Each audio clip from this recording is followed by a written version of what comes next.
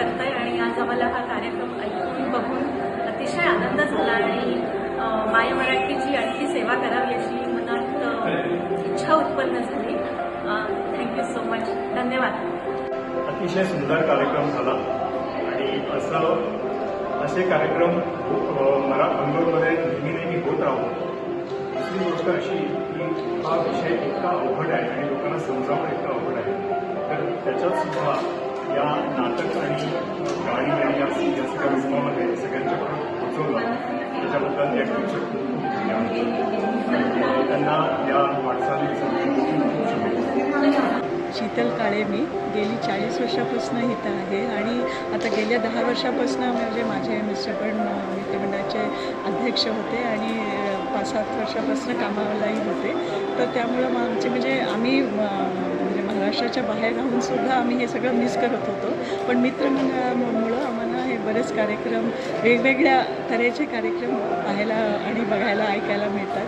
त्यामुळं आम्हाला खूप बरं वाटतं आणि मला वाटतं वर्षानुवर्ष ह्याची अशीच प्रगती होत आहे आणि आणखीन ह्याची प्रगती व्हावी किंवा आणखीन जास्तीत जास्त चांगले कार्यक्रम आणावे अशी अपेक्षा करते. आणि मधुरावचा आजचा प्रोग्राम आम्ही पाहिला.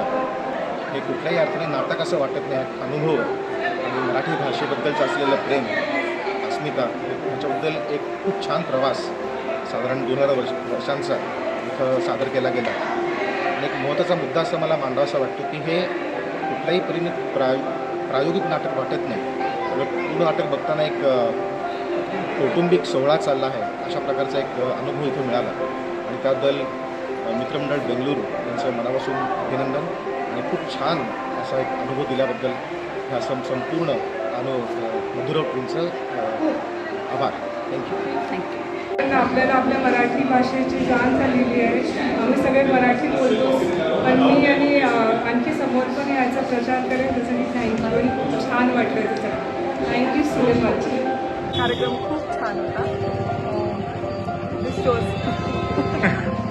अतिशय सुंदर कार्यक्रम, त्याची खरंच आपल्याला सध्याच्या याच्यात खूप गरज आहे. मधुराव वेरुळकरचं कौतुक आहे. त्याचं मराठी भाषेचं जनमानसात प्रतिभा उंचावणे अगदीच गरजेचं आहे. त्यामुळे नाही का मला हा कार्यक्रम पाहून अत्यंत आनंद झाला. मी रतीशा पंत आहे. मला हे नाटक खूपच आवडलं. मला याच्यामुळे मराठी भाषेबद्दल खूपच